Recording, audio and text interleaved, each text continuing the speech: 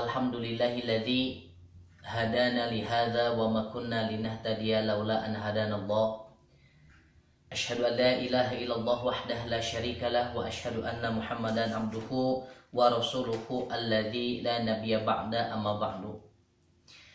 Ikhwatu iman rahimakumullah, dimanapun berada, dan santriwan santriwati Rijalul Ghad serta Ummahatul Ghad Pesantren Persatuan Islam 50 Lembang, terkhusus jenjang muallimin atau aliyah. Alhamdulillah, puji dan syukur kita panjatkan kepada Allah Subhanahu wa taala. Tidak ada daya serta upaya kecuali atas kehendak Allah Subhanahu wa taala.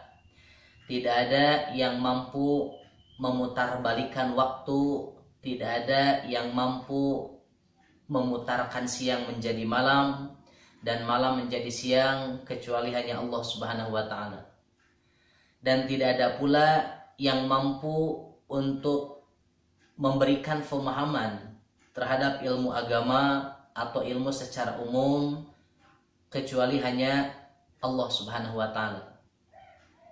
Seberapa keras pun kita berikhtiar untuk memiliki satu ilmu atau menguasai satu fan ilmu, jika Allah tidak berkehendak, maka tidak mungkin kita akan menguasai ilmu tersebut.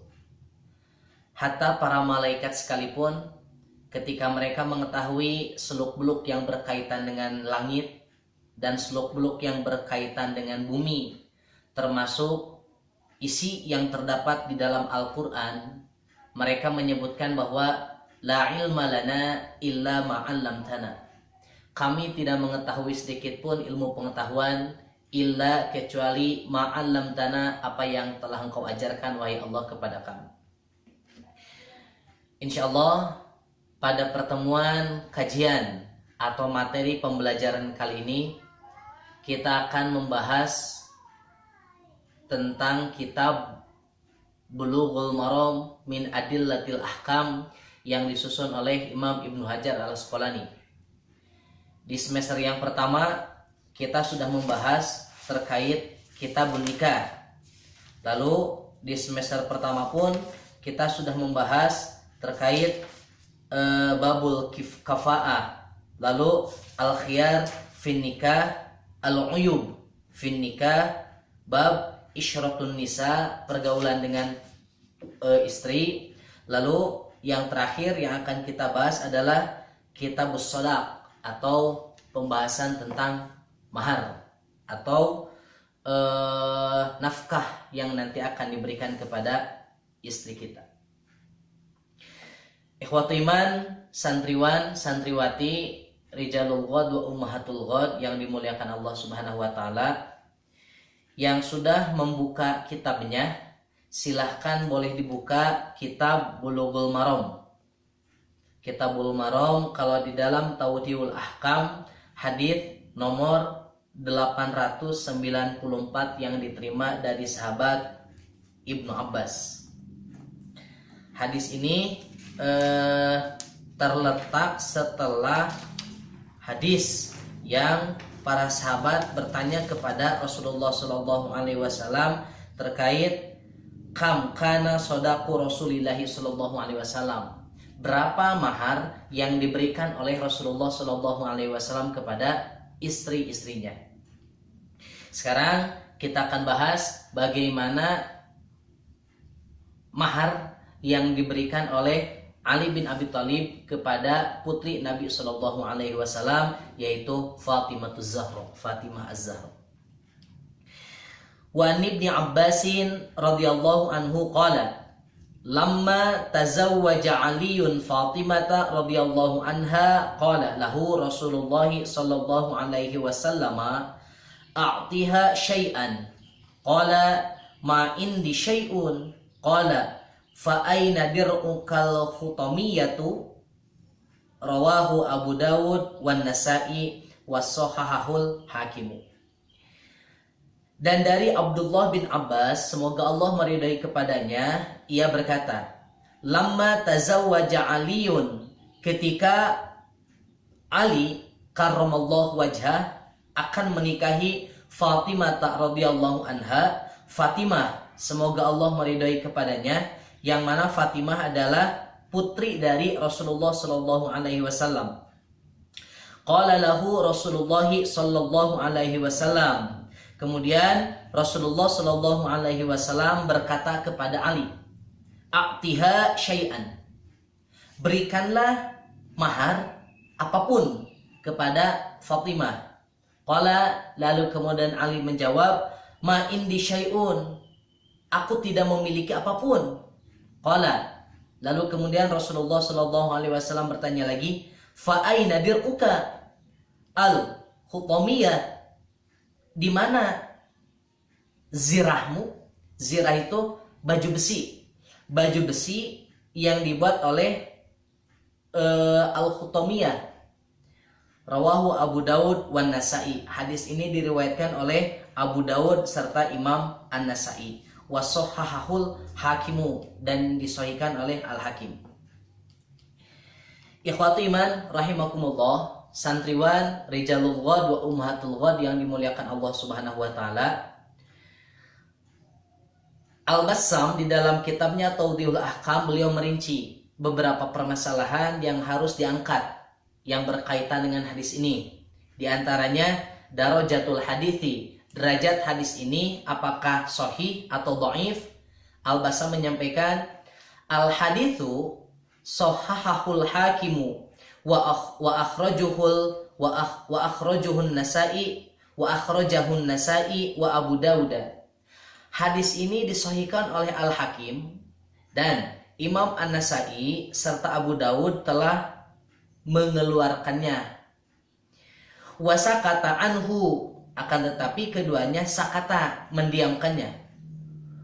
Wal Mundhiri, begitu juga Al-Mundhiri.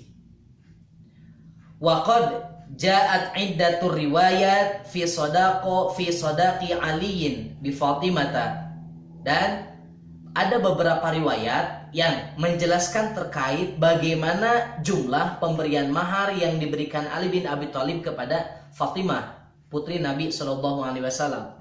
Walakin, akan tetapi, qala As-San'ani, Imam As-San'ani beliau berkata, ar-riwayatu fi ta'yini sadaqi Fatimata ghairu musnadatan. Akan tetapi As-San'ani menyebutkan seluruh riwayat yang jelas menyebutkan terkait mahar yang diberikan oleh Ali kepada Fatimah semuanya ghair musnadatan, tanpa menggunakan sanad. Qala Ibnu Hazmin, Ibnu Hazm mengatakan bahwa innal ahadits allati fiha, bahwasanya hadis-hadis yang di dalamnya Nabi Shallallahu alaihi wasallam naha Aliyan, melarang Ali bin Abi Thalib an yadkhula bi Fatimata, masuk ke Fatimah, hatta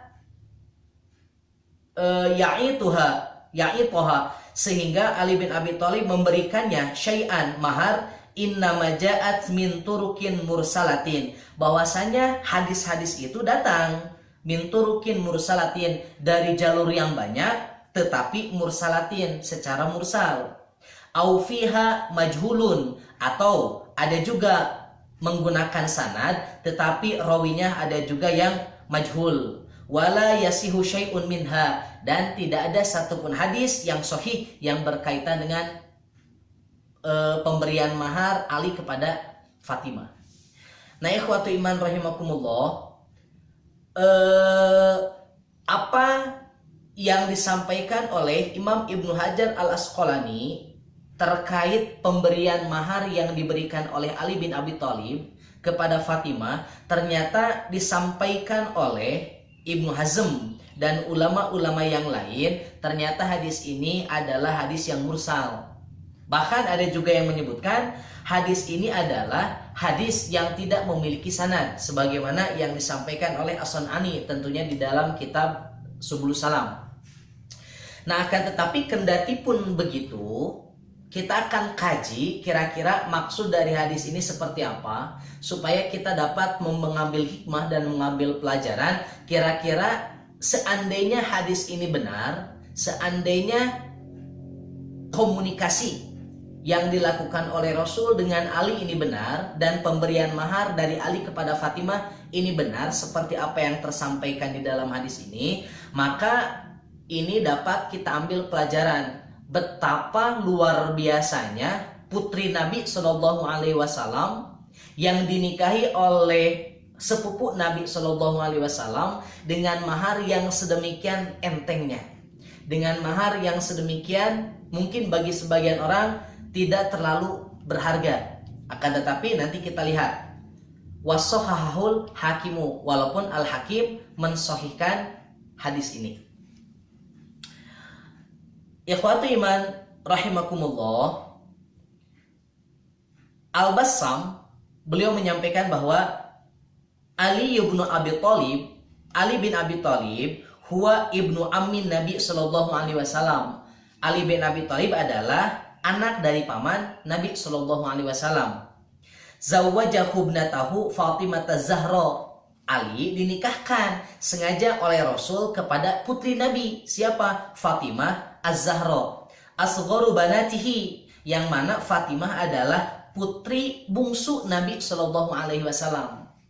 Nah, ikhwatu iman rahimakumullah, santriwan santriwati yang dimuliakan oleh Allah, ini jadi dalil bahwa ketika Nabi Shallallahu Alaihi Wasallam memiliki sepupu Ali bin Abi Thalib, yang mana Ali adalah putra dari paman Nabi Shallallahu Alaihi Wasallam, lalu kemudian Nabi memiliki anak bungsu yang bernama Fatimah Az-Zahra, ternyata Nabi nikahkan anak paman dengan putri Nabi Shallallahu Alaihi Wasallam yang bernama Fatimah Az-Zahra. Nah, ini menjadi dalil bahwa anak paman boleh menikah dengan anak kita. Kenapa? Karena anak paman bukan mahram bagi anak kita. Nah, sehingga seandainya ada anak paman kemudian bertemu dengan anak kita, lalu kemudian jalan berdua, sebetulnya itu tidak boleh. Status hukumnya haram. Kenapa haram? Karena memang anak paman dengan anak kita ini bukan mahram. Sehingga seandainya anak paman bertemu dengan anak kita, lalu kemudian salam dengan menempel tangan, maka status hukumnya adalah haram. Mana yang menunjukkan haram? Buktinya Nabi memerintahkan Ali untuk menikahi Fatimah padahal bersaudara. Nah, sehingga kalau misalkan kita ingin tahu siapa saja kelompok-kelompok yang diharamkan untuk dinikah, silahkan rujuk di dalam surat An-Nisa. Dulu pernah Ana jelaskan di kelas, atau dulu juga pernah Ana jelaskan di masjid. Nah, ikhwatu iman rahimakumullah, wa zawajuhu biha fi sanati tsaniyati minal hijrati. Nabi Shallallahu Alaihi Wasallam menikahkan Fatimah Az-Zahra dengan dengan Ali bin Abi Thalib, itu adalah pada tahun 6, pada tahun kedua setelah hijrah. Tahun kedua setelah hijrah. Nah, lalu kemudian di dalam Subul Salam lebih ditegaskan fi syahri Ramadan, di bulan Ramadan. Kalau di Al-Bassam hanya menjelaskan Ali menikahi Fatimah di tahun kedua setelah hijrah, tetapi di Subul Salam disampaikan bahwa Ali bin Abi Thalib dinikahkan dengan Fatimah yaitu di tahun kedua pada bulan Ramadan. Lalu kemudian di sini juga disampaikan wa bana 'alaiha fi dzilhijjah waladat lahu al-Hasana wal Husaina wal Muhsina wa Zainaba wa Ruqiyata wa Ummul Kulthumi. Dari pernikahan Ali dengan Fatimah, Allah Subhanahu wa taala mengamanahkan beberapa anak, baik laki-laki ataupun perempuan, kepada Ali dan Fatimah. Siapa saja di antaranya? Pertama, putra yang pertama adalah Hasan, yang kedua Husain, yang ketiga Muhsin, yang keempat Zainab, yang kelima Ruqayyah, yang keenam Ummu Kulthum. Nah, dari pernikahan Ali bin Abi Thalib bersama Fatimah, ternyata Allah Subhanahu wa taala mengamanahkan 3 putra dan 3 putri. Hasan, Husain, Muhsin, laki-laki. Kalau perempuan, Zainab, Ruqayyah, Ummu Kulthum. Lalu kemudian wa matat Fatimatu bil Madinati ba'da wafati abihan Nabi sallallahu alaihi wasallam. Fatimah meninggal dunia di Madinah. Kapan? Ba'da wafati abihin Nabi sallallahu alaihi wasallam, setelah wafat ayahnya Nabi sallallahu alaihi wasallam. Bisittata ashhurin, yaitu 6 bulan setelah Nabi sallallahu alaihi wasallam meninggal dunia. Nah, akan tetapi justru ada perbedaan yang disampaikan oleh para ulama. Jika Al-Bassam menyebutkan Fatimah meninggal dunia 6 bulan setelah Nabi meninggal dunia, maka As-Sun'ani di dalam kitab Subulus Salam menyebutkan wa matat bil Madinati ba'da mautihi Nabi sallallahu alaihi wasallam. Fatimah meninggal dunia setelah Nabi sallallahu alaihi wasallam bi thalathati ashhurin, yaitu 3 bulan setelah Nabi wafat. Ini ada perbedaan sedikit. Walaupun para ulama berbeda tentang berapa bulan setelah Nabi meninggal dunia kemudian Fatimah. Walaupun ada perbedaan, akan tetapi yang harus kita pahami bahwa ketika Nabi meninggal dunia, Fatimah menangis. Sebelum Nabi meninggal dunia, kemudian Fatimah menangis. Lalu kemudian Nabi Shallallahu Alaihi Wasallam memanggil Fatimah. Ketika Nabi memanggil Fatimah, lalu kemudian Nabi membisikkan ke telinga Fatimah dengan bisikan yang membuat Fatimah kembali tersenyum. Lalu ketika Fatimah kembali tersenyum, lalu kemudian ada sebagian sahabat yang bertanya, apa yang membuat Anda tersenyum? Ternyata Fatimah menyampaikan bahwa pasca Nabi meninggal dunia, yang akan menyusul pertama kali dari kalangan keluarga adalah aku, putri Nabi Shallallahu Alaihi Wasallam. Ini menjadi dalil bahwa apapun yang disampaikan oleh Nabi, wa ma yantiqu anil hawa in huwa illa wahyu yuha.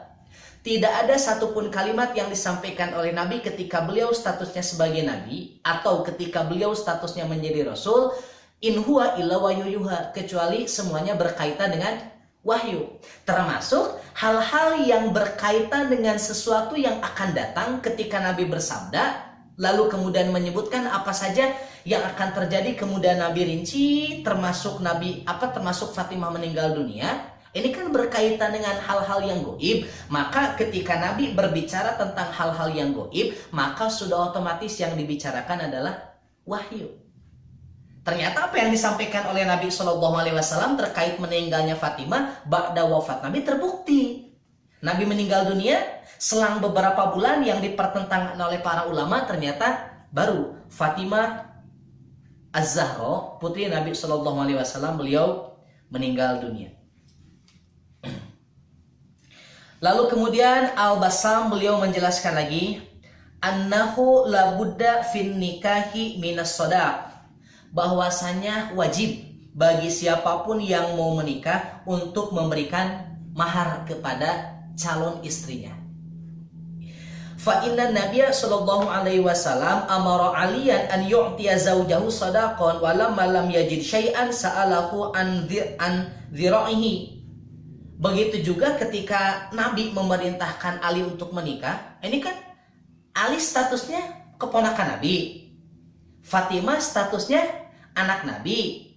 Kalau seandainya urusan mahar ini adalah urusan yang boleh untuk tidak dilaksanakan, mungkin ketika Ali menyebutkan aku tidak punya apa-apa, Nabi mungkin menyebutkan seperti ini, ya sudah, tidak apa-apa, tidak perlu memberikan mahar karena yang dinikahi adalah anakku. Tapi ketika Ali bin Abi Thalib menyebutkan bahwa aku tidak punya apa-apa, Nabi Shallallahu Alaihi Wasallam memerintahkan Ali an yu'tiya zaujahu untuk memberikan sodak, mahar kepada istrinya. Walamma lam yajid syai'an, dan ketika Ali bin Abi Thalib tidak memiliki apapun, Nabi tidak menyebutkan, oke lah kalau begitu engkau tidak perlu memberikan mahar kepada anakku karena itu adalah anakku. Nabi tidak seperti itu. Karena ini berkaitan dengan hukum, karena ini berkaitan dengan syariat, maka Nabi Shallallahu Alaihi Wasallam tidak pandang bulu.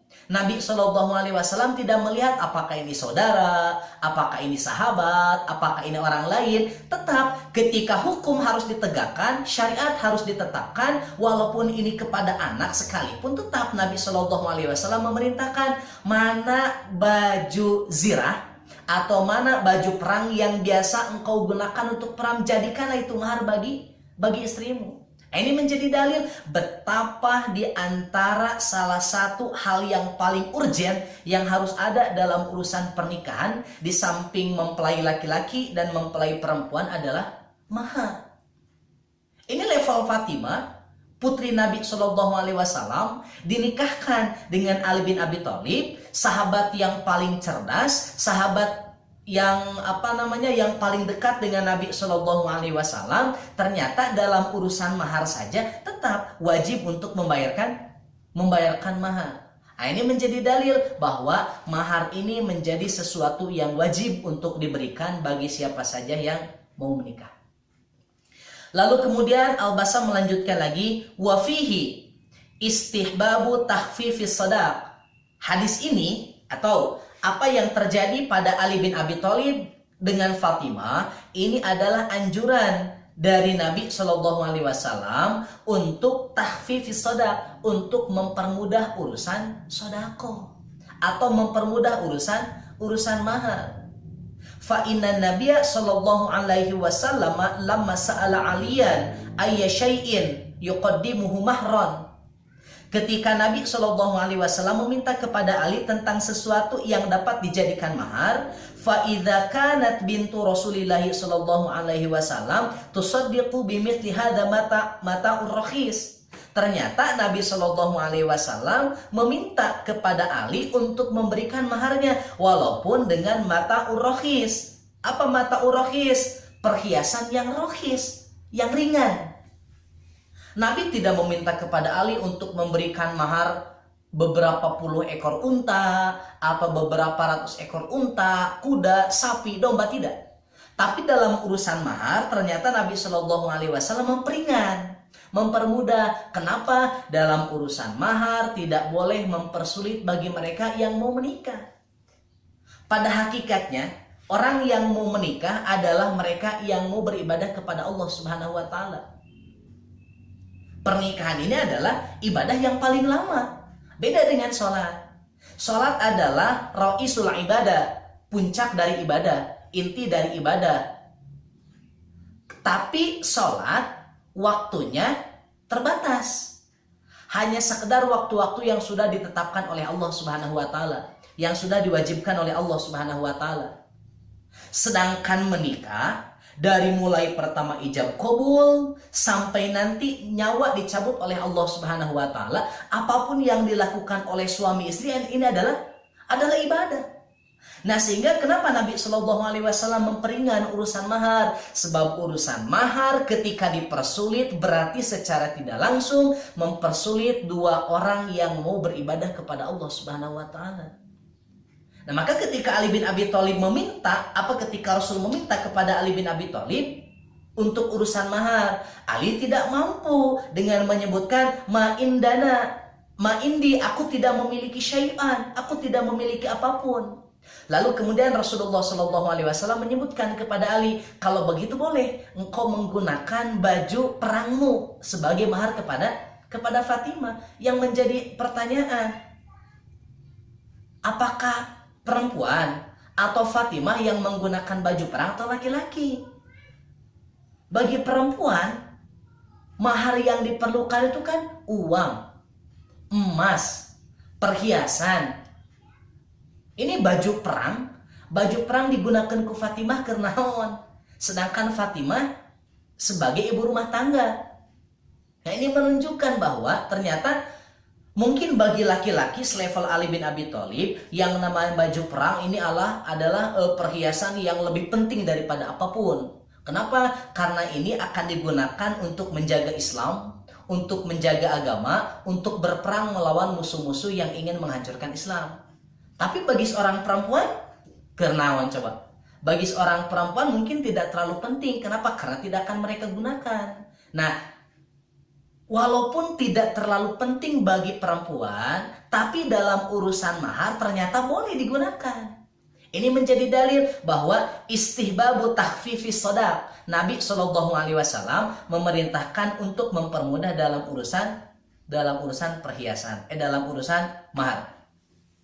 Lalu kemudian Nabi Shallallahu Alaihi Wasallam memerintahkan Al-Bassam, beliau menjelaskan lagi bahwa wa inna masadaqu hadiyatun thayyibatun li zaujatin jadidatin.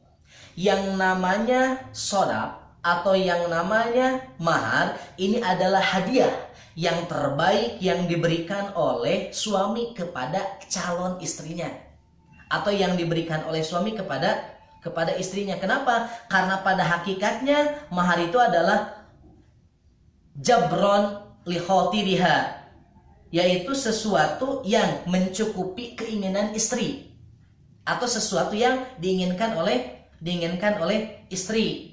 Maka Allah Subhanahu wa taala walidha asmahullahu taala nihlatan wa nihlatu hiya a'ta'u tabarru'an.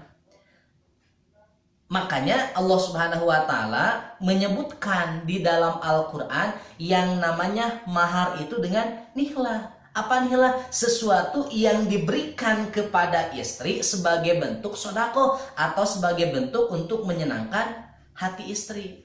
Akan tetapi dalam urusan mahar, walaupun mahar adalah sesuatu yang baik yang harus diberikan sebagai bentuk rasa cinta seorang suami kepada istrinya, tetap mastata'tum, sesuai dengan kemampuan kalian, atau istito'ah, sesuai dengan kemampuan. Buktinya apa? Buktinya sebetulnya Fatimah ketika diberikan baju perang, yakin Fatimah tidak senang, Fatimah tidak bahagia karena kernaun baju perang. Tapi karena memang mahar adalah sesuatu yang wajib untuk diberikan, walaupun tidak memiliki apapun, maka penting bagi laki-laki, belum tentu penting bagi perempuan. Ternyata walaupun belum tentu penting bagi perempuan, tetap mahar itu harus diberikan untuk memenuhi syarat terjadinya pernikahan. Makanya dulu, Ana sudah jelaskan di kelas, ketika ada seorang perempuan yang datang kepada Nabi Shallallahu Alaihi Wasallam, ahabulaka, ya Nabi, aku menghibahkan diriku kepadamu. Kemudian Nabi Shallallahu Alaihi Wasallam memalingkan wajahnya. Nabi melihat dari atas sampai ke bawah, lalu kemudian Nabi memalingkan wajahnya menunjukkan bahwa Nabi tidak berminat kepada perempuan itu. Tiba-tiba berdiri seorang sahabat. Ketika seorang sahabat berdiri, kemudian sahabat tersebut menyebutkan, ya Nabi, jika engkau tidak berminat kepada perempuan itu, nikahkan dengan aku. Lalu kemudian kata Nabi, ari ente bukan naon, engkau punya apa? Nah lalu kemudian Nabi memerintahkan, irji' ila ahlika, sok pulang dulu ke rumah, pulang dulu ke keluargamu, cari kira-kira apa yang bisa engkau jadikan mahar untuk istrimu, untuk perempuan itu.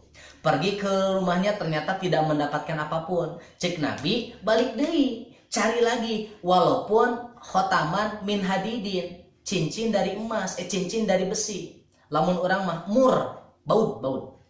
Lalu kemudian ketika pulang ke rumah, datang lagi ke Nabi, ternyata disebutkan, Nabi, aku tidak menemukan apapun. Lalu kemudian laki-laki tersebut pergi karena memang tidak diperkenankan untuk menikah disebabkan tidak punya mahar. Lalu kemudian oleh Nabi dipanggil. Surat yang terdapat di dalam Al-Quran mana yang kau hafal? Disebutkan, dirinci satu persatu. Kalau begitu silahkan engkau ajarkan surat yang kau hafalkan kepada istrimu, maka itu adalah maharmu.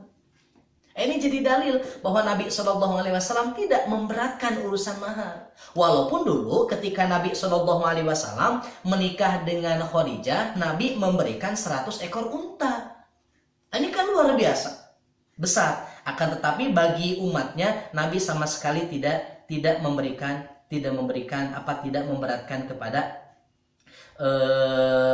kepada umatnya. Disebabkan jika umat terberatkan dalam urusan pernikahan, maka secara tidak langsung kita atau syariat sudah memberatkan manusia atau umat untuk beribadah kepada Allah Subhanahu wa taala. Lalu kemudian ikhwatu iman rahimakumullah, Al-Bassam, beliau lebih menjelaskan bahwa level Ali bin Abi Thalib yang menjadi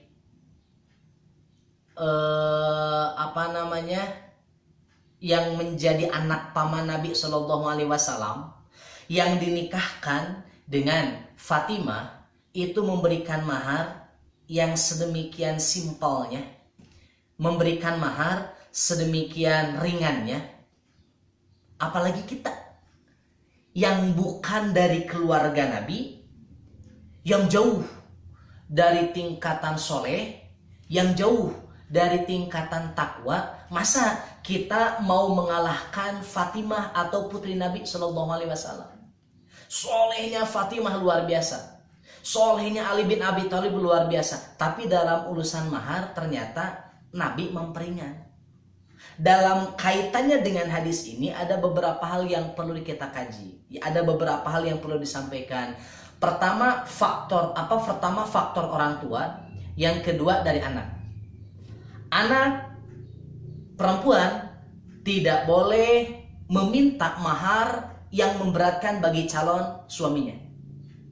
Sedangkan calon suaminya dijelaskan oleh Nabi wajib memberikan mahar sebesar-besarnya kepada perempuan. Ini kan timpang tibalik, atau misalkan sama sekali luar biasa apa yang disampaikan oleh Nabi. Nabi memerintahkan perempuan untuk meringankan urusan mahar, sedangkan Rasul memerintahkan kepada laki-laki untuk memperbesar urusan mahar. Ini menunjukkan bahwa mahar itu tetap tidak perlu kita kaitkan dengan budaya, tidak perlu kita kaitkan dengan tradisi. Yang penting silahkan musyawarahkan dengan dua belah pihak, baik laki-laki ataupun perempuan, mana yang lebih mencukupi untuk urusan mahar, itulah yang digunakan. Dan berkaitan dengan orang tua biasanya yang menjadi penyebab susahnya menikah anak dengan calonnya. Kenapa? Anak sudah ridho diberikan apapun, akan tetapi kadang-kadang orang tua yang ditanya, sudah kerja di mana? Penghasilan berapa? Sudah punya rumah belum? Sudah punya kendaraan belum? Inilah yang membebankan calon suami ingin menikah dengan putri kita. Padahal dalam urusan rizki sudah kita tidak perlu memikirkan bagaimana masa depan. Yang penting kita beribadah saat ini, urusan nanti rizki kumaha Allah Subhanahu wa Ta'ala. Yang penting kita berikhtiar. Kadang-kadang inilah yang memberatkan dalam urusan pernikahan adalah urusan harta. Padahal belum tentu sekarang kita kaya, orang